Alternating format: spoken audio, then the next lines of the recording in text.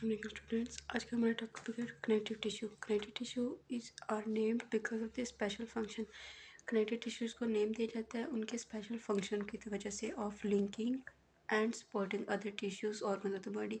क्योंकि वो क्या करते हैं, लिंक करते हैं और सपोर्ट करते हैं अदर ऑर्गन्स और टिश्यूज़ को बॉडी के। Most abundant and widely distributed in the body. Connective tissue जितने भी चार और टिश्यूज़ हैं ना, उन सब में सबसे ज़्यादा क्या है, कनेक्टिव टिश्यू है। Epithelial tissue, nervous tissue, muscular tissue, connective tissue, उन तीनों से ज़्यादा सबसे ज़्यादा कनेक्टिव टिश्यू, क्योंकि इन सबको जोड़ के रखता है। Cells are more widely separated from each other than in epithelial tissue. इसके जो सेल्स हैं वो वाइडली सेपरेटेड होते हैं, एक दूसरे से दूर दूर होते हैं then in epithelial tissue. Epithelial tissue क्या बनाता है, स्किन को। और स्किन कैसे, एक सेल से दूसरा, दूसरे से तीसरा जुड़ा हुआ होता है, इस वजह से स्किन बनती है। लेकिन जो कनेक्टिव टिश्यू होता है उसमें जो सेल्स होते हैं वो एक दूसरे से वाइडली सेपरेटेड होते हैं। इंट्रासेलुलर मैट्रिक्स जो कि मैट्रिक्स है उसका is present in considerably large amount. इसमें टिश्यूज़ के ये सेल्स कम होते हैं, लेकिन इसमें क्या होता है, मैट्रिक्स ज़्यादा होता है। मेजर फंक्शन इसके काम क्या है, binding and supporting other structure supports. Binding and structure support, एक काम है इसका बाइंड करना, दूसरा क्या है, स्ट्रक्चर को सपोर्ट करना, जैसे कि बोन्स क्या है, कनेक्टिव टिश्यू।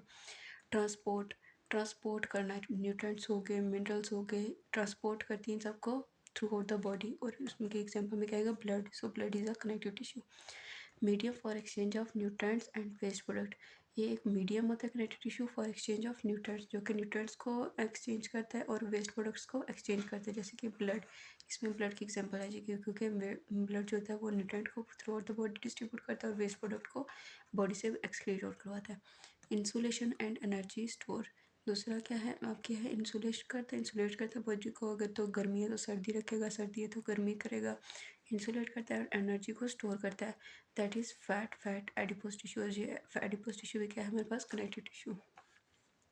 नेक्स्ट है प्रोटेक्शन, हमारी बॉडी की प्रोटेक्शन करता है कनेक्टिव टिश्यू, जैसे कि फैट टिश्यूज प्रोटेक्ट करते हैं फ्रॉम इंजरी और फ्रॉम माइक्रो ऑर्गेनिज्म। कौन, fat tissue is connective tissue.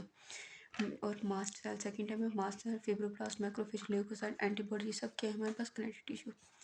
अब connective tissue made up of दो चीज़ों से मिलकर बनी होती है, एक तो सेल्स है और एक एक्स्ट्रा सेलुलर मैट्रिक्स। सेल्स कौन कौन से होते हैं, fibroblast, fat cells, macrophages, leucocyte, mast cell and plasma cells. ये सब सेल्स क्या होते हैं, जो कि इस कनेक्टिव टिश्यू के अंदर मौजूद होते हैं।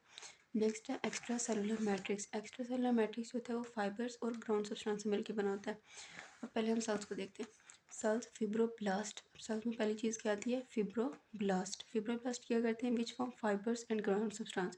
इस फाइबर को इस ग्राउंड सब्सटेंस को, मतलब एक्स्ट्रा सेलुलर मैट्रिक्स को कौन बनाएगा, फिब्रोब्लास्ट। नेक्स्ट है फैट सेल्स। फैट सेल्स क्या होते हैं, प्रेजेंट इन एडिपोज में फैट सेल्स होते हैं, ठीक है। और ये क्या करते हैं, जो आपने ऊपर पढ़ा था कि इंसुलेशन करवाते हैं और प्रोटेक्शन और एनर्जी को स्टोर करवाते हैं, फैट सेल्स। अब ये फिब्रोब्लास्ट और फैट सेल्स है, ये एक जगह फिक्स होते हैं, ये मूव नहीं करते। नेक्स्ट है मैक्रोफेज। मैक्रोफेज जैसे कि नाम से पता चल रहा है, मैक्रोफेज का मतलब होता है इनगल्फ करना। कोई भी बाहर से कुछ माइक्रो ऑर्गेनिज्म आता है, बॉडी पे अटैक करता है, तो ये सेल्स उनको इनगल्फ कर देते हैं माइक्रो ऑर्गेनिज्म को। ल्यूकोसाइट्स डब्ल्यूबीसी की एक टाइप है जो प्रोटेक्शन करवाती है। मास्ट सेल इम्यूनिटी में मदद देती है और प्लाज्मा सेल सीक्रेट करती है एंटीबॉडीज़ को, वो भी आगे से हमारी इम्यूनिटी में मदद देती है। नेक्स्ट है फाइबर्स। तीन तरह के फाइबर्स होते हैं, collagen fibre, elastic fibre, reticular fibre. Collagen fibres धागे की तरह के होते हैं, जैसे स्ट्रिंग्स होते हैं वो एक दूसरे के साथ जुड़े होते हैं, वैसे फाइबर्स भी जुड़े होते हैं।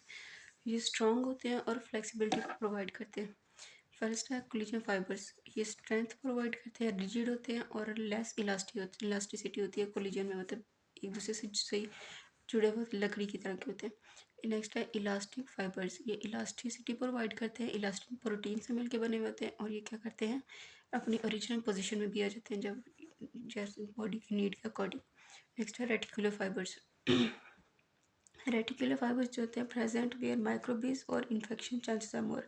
रेटिकुलर फाइबर्स वहाँ पर होते हैं जहाँ पर इन्फेक्शन का चांसेस ज़्यादा हो, माइक्रोबीज की का चांस ज़्यादा हो बॉडी में एंटर होने का, वहाँ पे रेटिकुलर फाइबर्स होते हैं, जैसे कि लिम्फ नोड, लिवर, स्प्लीन, यहाँ पे रेटिकुलर फाइबर्स प्रेजेंट होंगे। नेक्स्ट है एक्स्ट्रा सेलुलर मैट्रिक्स में ग्राउंड सब्सटेंस। ग्राउंड सब्सटेंस होता है पॉलीसेकेराइड, होता है गाढ़ा गाढ़ा सा लिक्विड जो होता है, जैसे हमारे पास ये अगर एक है ना कनेक्टिव टिश्यू, इसमें ये अंदर सेल्स है, ये ECF है जिसमें एक्स्ट्रा सेलुलर मैट्रिक्स है जिसमें फाइबर्स भी होंगे हमारे पास ऐसे ऐसे करके लकड़ी की तरह के। और दूसरा ये ग्राउंड सब्सटेंस मतलब ये पानी वानी ऐसे ऐसे होगा जिसके अंदर सेल्स तैरते हैं। पॉलीसेक्राइड, और पॉलीसेक्राइड होता है ग्राउंड सब्सटेंस, और इसमें ग्लाइकोप्रोटीन, ग्लाइकोसामाइनोग्लाइकेन्स और वाटर इन दोनों से मिलकर जेल लाइक मटेरियल बना हुआ होता है ग्राउंड सब्सटेंस। नेक्स्ट है हमारे पास फिब्रोब्लास्ट। अब हम सेल्स को डिटेल में देखते हैं। फिब्रोब्लास्ट लार्ज सेल्स होते हैं, इरेगुलर प्रोसेस होते हैं। लार्ज होते हैं इरेगुलर प्रोसेस, जैसे कि ये ऐसे करके, और इनका न्यूक्लियस सेंटर में होता है। Manufacture ECM extra cellular matrix बनाते हैं, जैसे मैंने पीछे बताया था कि ये किस क्या बनाएंगे, फाइबर्स को और एक्स्ट्रा सेलुलर मैट्रिक्स को फिब्रोब्लास्ट बनाते हैं। एक्टिव इन टिश्यू रिपेयर, किस लिए यूज़ होते हैं? फिब्रो टिश्यू का कोई भी डैमेज हो जाए टिश्यू में तो उसको रिपेयर करने के लिए फिब्रोब्लास्ट यूज होते हैं फ्रॉम ग्रेनुलेशन टिश्यूज। नेक्स्ट है फैट सेल्स। फैट सेल्स क्या करते हैं? एडिपोसाइट्स अबंडेंट इन एडिपोस टिश्यूज फिक्स्ड होते हैं एक जगह पे।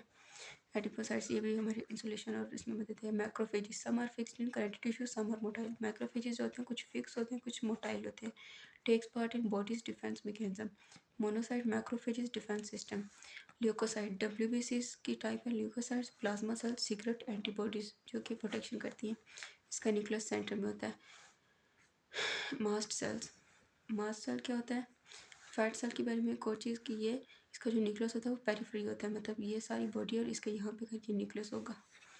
नेक्स्ट है mast cells. Mast cell cytoplasm contain. Mast cell का जो साइटोप्लाज्म है उसके पास दो चीज़ होती है, हिपेरिन, हिपेरिन एंटी कोगुलेंट होता है और प्रेजेंट इन वहाँ पे प्रेजेंट मतलब जब क्लॉट्स वगैरह बनाने हो तो वहाँ पे हिपेरिन आ जाता है। और histamine increase inflammation, inflammatory reactions, histamine, ये दो चीज़ें इसके साइटोप्लाज्म होती है मास्ट सेल के।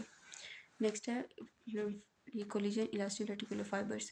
कोलिजन फाइबर्स होते हैं वाइट कलर के होते हैं, जब स्टेन डाल जाता है तो ये वाइट कलर देते हैं। कोलिजन प्रोटीन से मिलकर बने होते हैं, very thick, wavy do not branch, bundles की शेप में होते हैं और स्ट्रेंथ प्रोवाइड करते हैं, इनका फंक्शन है। नेक्स्ट है इलास्टिन, ये येलो कलर देते हैं स्टेन के साथ। इलास्टिन प्रोटीन थिन होते हैं, इलास्टिन प्रोटीन से मिलकर बने होते हैं। वेवी, ब्रांच, सिंगल, ये बंडल्स में थे ये सिंगल होते हैं, इलास्टिसिटी प्रोवाइड करते हैं। नेक्स्ट है रेटिकुलर, सिल्वर स्ट्रेन के साथ मिलकर ब्लैक कलर देते हैं। रेटिकुलिन प्रोटीन से मिलकर बने होते हैं, थिनेस्ट होते हैं एज कम्पेयर टू इलास्टिन और रेटिकुलर, थिनेस्ट होते हैं ये। नेक्स्ट है स्ट्रेन, ब्रांच्ड और सिंगल, सपोर्ट और डिफेंस करते हैं रेटिकुलर फाइबर्स। नेक्स्ट है लूज, दो टाइप्स होती हैं इसके, लूज कनेक्टिव टिश्यू और डेंस कनेक्टिव